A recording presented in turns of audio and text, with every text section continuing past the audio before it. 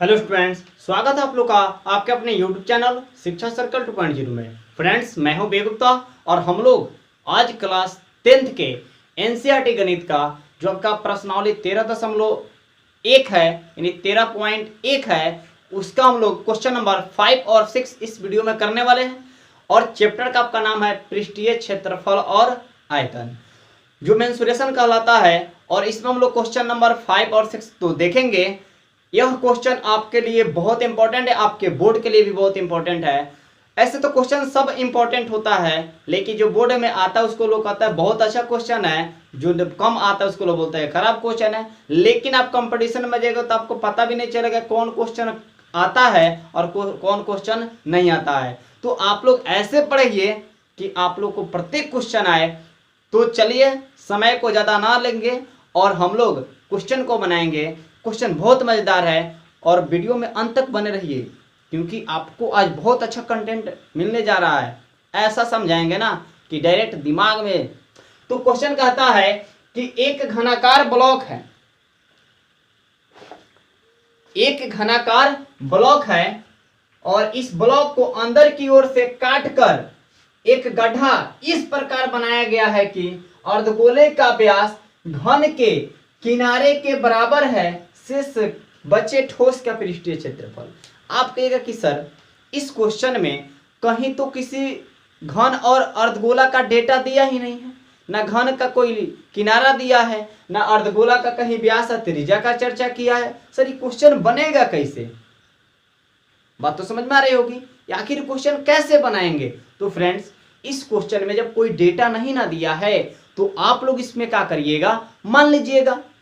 क्या करिएगा? मानिएगा कि माना कि घन के किनारा बराबर l, माना कि घन के किनारा बराबर x, कुछ हो मान लीजिए, a मान लीजिए। लेकिन आपके एनसीईआरटी बुक में आंसर l पर दिया है तो आप लोग इसको क्या मानेंगे? किनारा l मानेंगे। आप a पर भी बना सकते हैं, आप x पर भी बना सकते हैं। तो फ्रेंड्स, यहां पर फिगर पहले बनाएंगे, सब चीजों को बहुत अच्छा समझ में आ जाएगा कि बात क्या है और क्वेश्चन क्या हमें कह रहा है। तो फिगर बनाइए पहले। जो कहा कि घन को में से काटा जा रहा है तो पहले घन ही बना लीजिए ताकि आपको दिक्कत ना हो। अब देखिएगा,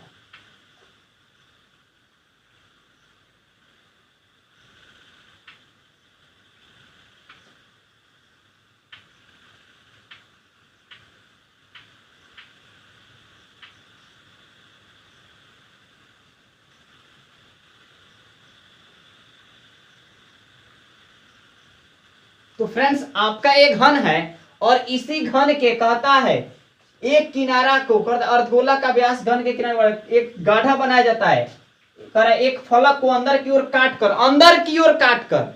नहीं ना समझे? अभी समझाते हैं। जैसे देखिएगा, ये आपके पास यह घनाकार मान लीजिए आपके पास ब्लॉक है, ये बुक है, और इसमें क्या करिएगा कि अब ऐसे काटिएगा अर्धगोलाकार, यानी अर्धगोला माने वृत्त के आकार का, ऐसे ना काटिएगा तो इसमें गाढ़ा बनेगा ना, वही बात कह रहा है। तो यहां पर देखिएगा तो आपको ऐसे गाढ़ा बनाएगा, ऐसे बना रहा है, ऐसे काट रहा है। तो अब सोचिए कि आपको क्या बोला कि अर्धगोला का जो व्यास है घन के एक किनारे के बराबर है। मतलब क्या है कि घन के किनारा को अगर हम l मान लेते हैं मेरे भाई, तो अर्धगोला का व्यास क्या होगा? l ही होगा। क्या है कि घन का किनारा और अर्धगोला का व्यास आपस में क्या है? बराबर है। क्वेश्चन कहता है, हम नहीं कह रहे हैं, क्वेश्चन कह रहा है। तो l माने है ना। तो चलिए इसको सॉल्यूशन किया जाए। बहुत आसान लैंग्वेज में लिखा जाएगा कि माना कि घनाकार ब्लॉक का किनारा, घनाकार ब्लॉक का किनारा क्या मान ले? किनारा को l मान लो। क्या मान लो? l। तो जब घनाकार ब्लॉक का किनारा l हुआ तो अर्धगोला का व्यास क्या होगा? l होगा। क्यों? तो आप कहिएगा सर क्वेश्चन में बोला है कि अर्धगोला का व्यास के बराबर है घन के किनारा, यानी दोनों आपस में बराबर है। तो लिखेंगे कि यहां अर्धगोले का व्यास अर्धगोले का व्यास बराबर घन का किनारा, आपस में बराबर है ना, है घन का किनारा। तो घन व्यास को क्या बोलेंगे, डी। तो घन का किनारा क्या है, एल। तो जब आपका व्यास डी हुआ तो आपका त्रिज्या क्या होगा, तो त्रिज्या का फॉर्मूला क्या होता है, डी बाई टू। तो डी का मान क्या है, एल, यानी एल बटा दो, एल बटा दो। तो आपको अर्धगोला में क्या चाहिए, आर का मान चाहिए, और घन में क्या चाहिए, ए का मान यानी एल चाहिए। सब पता हो गया, बन जाएगा। क्वेश्चन क्या कहता है कि शेष बचे ठोस का पृष्ठीय क्षेत्रफल, गढ़ा करने के बाद शेष बचे, गढ़ा करके ओकरा बाद पूछ रहा है कितना बचा। तो लिखिएगा कि इसलिए शेष बचे ठोस का पृष्ठीय क्षेत्रफल। तो मेरे भाई इसमें देखिएगा आपको दो चीज दिख रहा है, घन का पृष्ठीय क्षेत्रफल, यानी लिखिएगा घन का पूरा निकालिएगा, यानी घन का पृष्ठीय क्षेत्रफल। और उसमें एक चीज और है, क्या है, अर्धगोला। तो लिखिएगा सर अर्धगोले का पृष्ठीय क्षेत्रफल।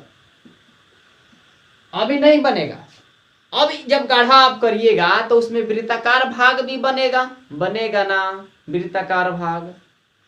तो उसमें से वृत्त के क्षेत्रफल को तो घटाइएगा, क्या कि एक एक दोनों सतह अपने में ना सटल है, तो तीन को काम कर दीजिएगा ना, यानी वृत्त का क्षेत्रफल इसमें से माइनस करिएगा। यानी लिखेंगे क्या, तो माइनस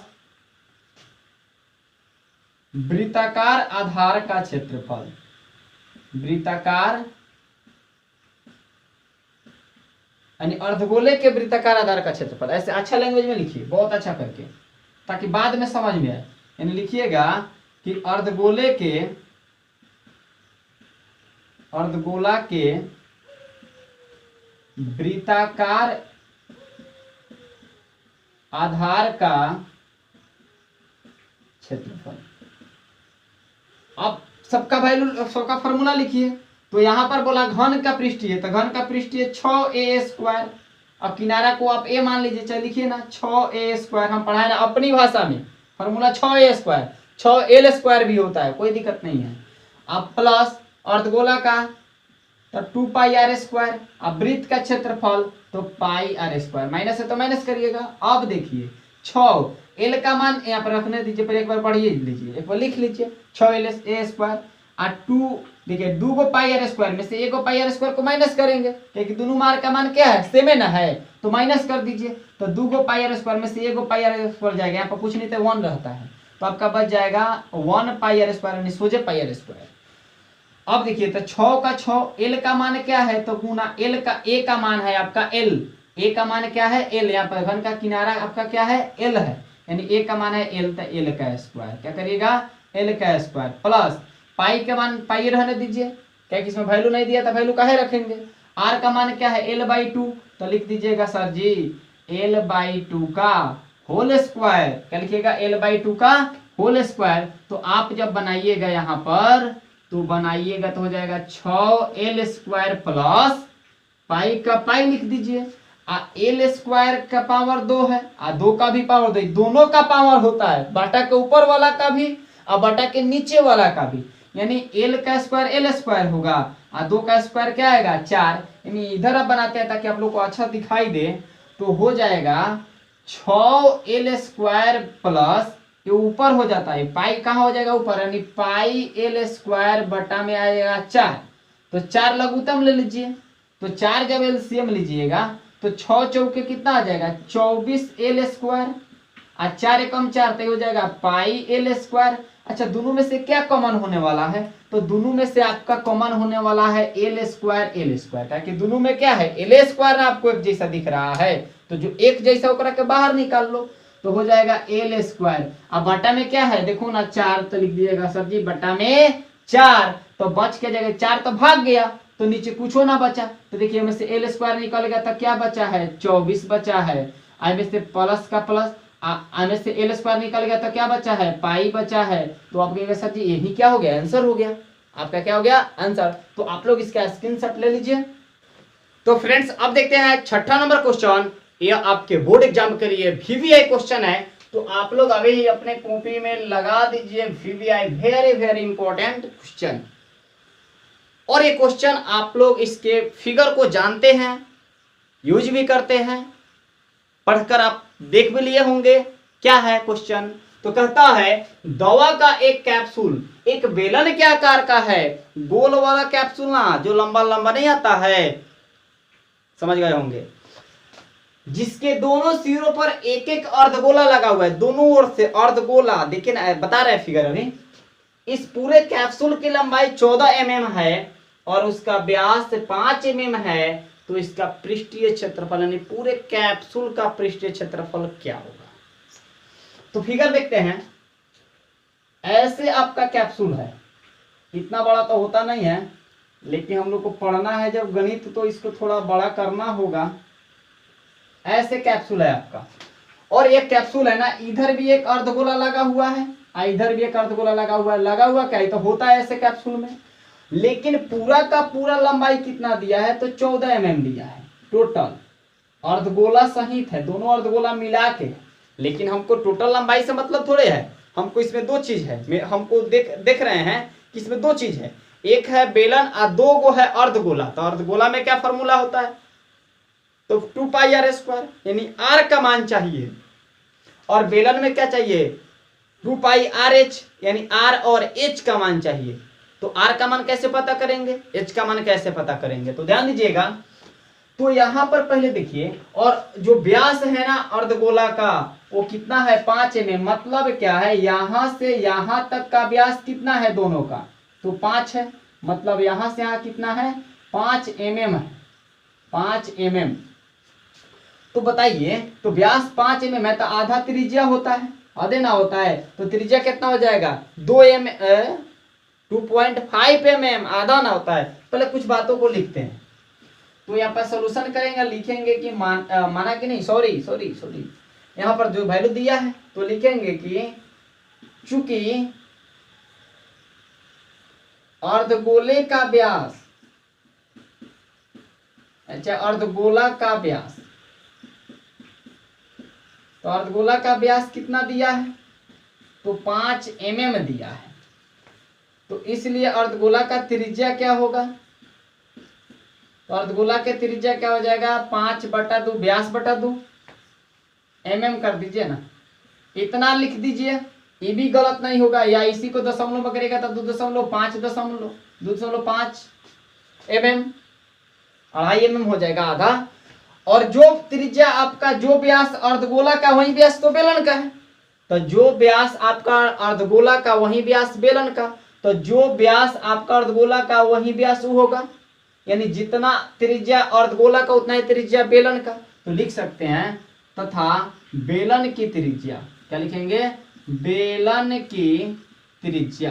तो बेलन की त्रिज्या कितना हो जाएगा, तो बेलन की त्रिज्या हो जाएगा 2.5। क्यों, क्योंकि दोनों आपस में क्या है, बराबर, एक सिरे से ना बना है। हाँ, तो ध्यान दीजिएगा। तो अर्धगोला जब बनता है ना ये वाला, तो जितना आपका ये त्रिज्या ई वाला होता है, यहां से यहां तक, मतलब देखिए समझिए, जितना यहां से यहां तक जो होता है ना वो त्रिज्या होता है। तो मान लीजिए कि ये 2.5 आया है, बीच में क्या तोड़ के बाहर निकाल लिए, तो उतना ही नीचे भी जाता है। मतलब इधर से भी 2.5 खत्म है, इधर से भी 2.5 खत्म। तो देखिए यहां से 2.5, यहां से 2.5 खत्म। तो सिर्फ और सिर्फ बेलन की लंबाई कितना हो जाएगा, तो 14 में से इधर का 2.5 या 2.5, यानी दोनों मिला देंगे तो कितना हो जाएगा, 5। क्या होगा, 5। तो 14 में से 5 घटेगा तो कितना बचेगा, 9 mm आपका क्या बचेगा, सिर्फ और सिर्फ बेलन की लंबाई, यानी कैप्सूल की लंबाई। तो लिख देंगे तथा बेलनाकार कैप्सूल की लंबाई, बेलनाकार कैप्सूल की लंबाई। तो बेलनाकार कैप्सूल की लंबाई को ही क्या बोलेंगे, h बोलेंगे, क्योंकि मेंसुरेशन है, तो समझ रहे हैं ना। तो यहाँ पे क्या हो जाएगा, 14 - 2.5 प्लस 2.5 पूरा डीपली बना देते हैं ताकि दिक्कत कभी ना हो। तो यहाँ पर हो जाएगा कितना 14 माइनस 5 बचेगा कितना आ जाएगा 9 mm। कितना आएगा 9 mm। बात तो समझ में आ गया होगा। अब देखते हैं इस कैप्सूल का पृष्ठीय क्षेत्रफल। तो कैप्सूल में क्या है मेरे भाई, तो कैप्सूल में है बेलन और 2 गो अर्धगोला। बात समझ में आ रहा है ना। दोनों जुट के बना है, मतलब सबके वैल्यू को जोड़ेंगे, यानी लिखेंगे क्या कि इस कैप्सूल का पृष्ठीय क्षेत्रफल तो हो जाएगा बेलन का, देखिए वक्र होगा बेलन का। क्या है कि जब ऐसे आपको फिगर मिला, ऐसे फिगर मिला ऐसे, तो इधर का नहीं ना मिला, इधर का नहीं ना जोड़े आप, तो वक्र बोलेंगे, कुल नहीं बोलेंगे। तो बेलन का वक्र पृष्ठीय क्षेत्रफल प्लस कौ गो अर्धगोला है 2 गो। तो देखिए होगा क्या, और पहले नियम होता है कि अर्धगोला का पृष्ठीय क्षेत्रफल, अर्धगोला का पृष्ठीय क्षेत्रफल। लेकिन यहाँ पे कौ गो अर्धगोला है, तो 2 गो, तो लिख देंगे 2 गुना। अब समझिए, तो बेलन का वक्र पृष्ठीय तो हो जाता है 2 पाई RH, अर्धगोला का तो पहले 2 है तो 2 गुना, अर्धगोला का 2 पाई R स्क्वायर। अब देखिए तो 2 गुना पाई का वैल्यू 22/7 कर दीजिए। R का मान कितना है, बेलन में R का मान तो वही 5/2 लिखो, लिख दो, चाहे 2.5, तो दशमलव में हार्ड ना हो जाएगा। चलिए बटे में बना लीजिए, अब जो मन करे। अब 5/2 लिखिए तभी भी बात एक है, या 2.5 लिखिए तभी भी बात क्या है, एक है। क्या कि दोनों बातें क्या है, इसको भिन्न में किए, इसको दशमलव में किए। और h का मान क्या है 9 है, तो गुना 9 प्लस 2 गुना, फिर पाई का मान क्या हो जाएगा 22/7। R का मान क्या होगा, अब आपका मान दशमलव में चाहे बटे में, तो कहिएगा सर बटे में लिखिए। चलिए आप ही के हिसाब से चलते हैं। अब देखिए, अब इसमें कटाएंगे तो यहां पर करिएगा का दूसरे कलर से कटाते हैं, तो ये 2 से 2 कैंसिल। यहां देखिए एक चीज तो फ्रेंड्स गड़बड़ा गया है, यहाँ पर एगो 2 देखिए, यहाँ पर डबल 2 ना होगा, यहाँ पर इसको ऐसे कर दीजिए, छोटा और कर देते हैं, और यहाँ पर प्लस 2 गुना 2।